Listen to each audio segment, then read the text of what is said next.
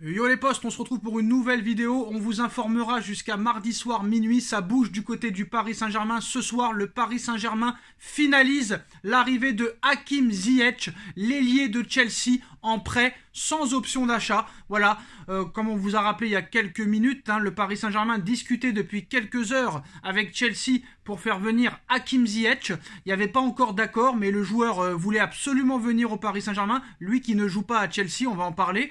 Donc le Paris Saint-Germain voulait absolument Hakim Ziyech en prêt. Donc la piste Ziyech a été confirmée par le Parisien. Le Paris Saint-Germain a réussi à obtenir le prêt de l'international marocain qui a fait une très belle Coupe du Monde. Donc c'est fini pour Yohan Bakayoko qui ne viendra pas au Paris Saint-Germain. Honnêtement, entre Ziyech et Bakayoko, je préfère Ziyech.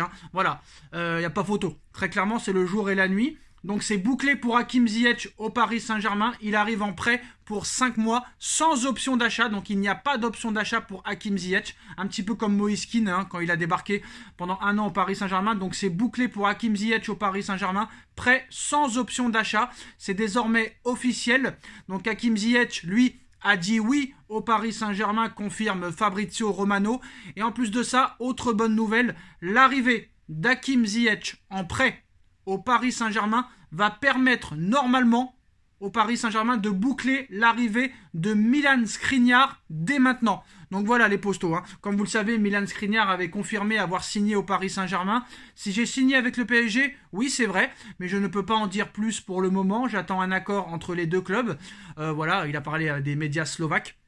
Donc très clairement, ça peut changer beaucoup de choses. Et comme je l'ai dit dans la précédente vidéo, voilà, c'est quand même une bonne nouvelle, mais avoir attendu le 30 janvier pour commencer très clairement à boucler des arrivées, c'est une faute professionnelle. Parce que là, très clairement, Hakim Ziyech en prêt, gratuit pour 0 €, même si tu prends quand même une partie du salaire en charge.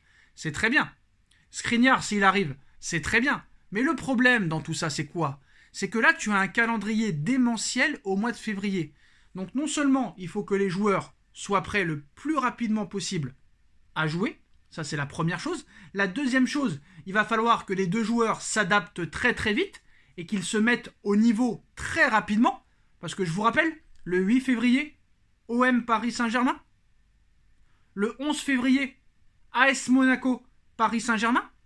Le 14 février, PSG Bayern de Munich, 8e de finale aller de Ligue des Champions. Et rebelote le 26 février, OM Paris Saint-Germain. PSG Lille. Et encore une fois, Bayern de Munich, Paris Saint-Germain. Est-ce que ces joueurs-là, est-ce que Ziyech et Skriniar vont s'adapter très rapidement à l'équipe?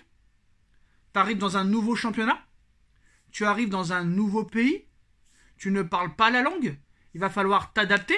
Et surtout, maintenant, M. Galtier va nous expliquer comment il va utiliser Hakim Ziyech. Est-ce que le Paris Saint-Germain va passer à 2 au milieu? Est-ce qu'il va mettre les 4 de devant? Est-ce qu'il va jouer en 4-4-2 losange? Est-ce qu'il va jouer en 4-2-3-1? C'est une possibilité. Et là, pour utiliser ce système, il va falloir aussi des matchs pour que très clairement ces deux joueurs-là se mettent à l'aise. En 4-2-3-1, t'as jamais joué cette saison. Donc comment tu fais? Tu mets Mbappé et Messi devant, en attaquant? Tu mets Neymar à gauche et Ziyech à droite? Ou le contraire? Tu repasses à un milieu à 2, mais avec qui? Verratti Sanchez, Verratti Danilo, Verratti Vitinha. Il te faut quand même un minimum d'impact physique au milieu de terrain. Ce serait du suicide d'aller avec Verratti et Vitinha au milieu de terrain contre le Bayern. Ce serait quand même du suicide. Et derrière, qui c'est qui saute? Qui c'est qui saute? Marquinhos, Ramos ou Kipembe? Parce que si Skriniar arrive, c'est pour être titulaire. Donc très clairement, pour l'instant, Kipembe est blessé, donc la question ne se pose pas. Qui va dégager? Marquinhos ou Ramos? Le choix est très clair. C'est Ramos qui doit partir. Parce que même si Marquinhos et Ramos sont aussi nuls l'un que l'autre, au moins Marquinhos se bat un minimum. Un minimum. Même s'il est catastrophique, nullissime et horrible, ça reste quand même le capitaine du Paris Saint-Germain. Même si pour moi, il n'a pas les épaules pour être capitaine du Paris Saint-Germain. Quoi qu'il en soit, Marquinhos, même mauvais, au moins il se bat. Alors que lui, Ramos, très clairement, là, il est en vacances. Il est au Club Med. Donc Ramos doit dégager. Si Nuno Mendes revient très vite à gauche, Hakimi à droite, avec l'arrivée de Ziyech, ça peut le mettre en confiance. Une défense Skriniar-Marquinhos. Si on part avec Donnarumma dans les buts, à droite, Hakimi, à gauche, Nuno Mendes. Dans l'axe, Skriniar-Marquinhos. Il va falloir trouver une solution au milieu. Moi, j'irais plutôt pour Verratti avec soit Danilo, soit Renato Sanchez. Et pourquoi pas utiliser Neymar avec Ziyech sur les côtés, Messi, Mbappé devant. Je pense que peut-être ça peut rabattre les choses d'ici le Bayern de Munich. Mais j'ai quand même de sacrés doutes. Parce qu'il va falloir très vite qu'ils se mettent à l'aise dans l'équipe.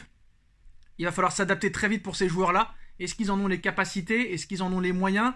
Il va falloir aussi se poser la question si c'est pas une erreur de la part de Chelsea d'avoir laissé partir Ziyech. Parce que quand tu pars de Chelsea, que Chelsea se débarrasse de toi, ça veut dire que très clairement, bon, tu rentres pas dans le projet de l'équipe. Après, ça veut rien dire, hein. Très clairement, on a déjà vu des joueurs partir d'un club et très clairement être très forts dans leur nouveau club. Quoi qu'il en soit, Hakim Ziyech, c'est quand même une bonne nouvelle parce que c'est un joueur qui ne rechigne pas à l'effort, qui se bat, qui mouille le maillot, qui défend beaucoup, qui vient redéfendre beaucoup, qui dézone, qui a une bonne patte gauche, un bon pied gauche. Donc ça peut être très clairement une bonne chose pour le Paris Saint-Germain. Quoi qu'il en soit, Hakim Ziyech, c'est beaucoup mieux que Malcolm et c'est 10 fois mieux, même 20 fois mieux que Bakayoko. Bakayoko, je ne sais même pas comment Campos a pu avoir l'idée d'aller sur Bakayoko. Très clairement, l'arrivée de Ziyech quand même est quand même une bonne nouvelle. Et si Skriniar arrive derrière, ça peut quand même changer des choses, à condition que très clairement ces deux joueurs-là s'adaptent très vite et que Christophe Galtier trouve le bon système de jeu pour les utiliser, très clairement.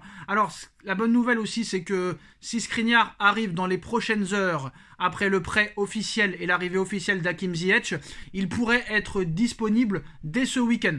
Donc ça, c'est une bonne nouvelle quand même. À quelques jours d'un match contre Marseille, c'est très compliqué à préparer. Très clairement, tu vas arriver dans une ambiance de fou, 67 000 personnes, tu es en grande difficulté, Marseille est en pleine confiance.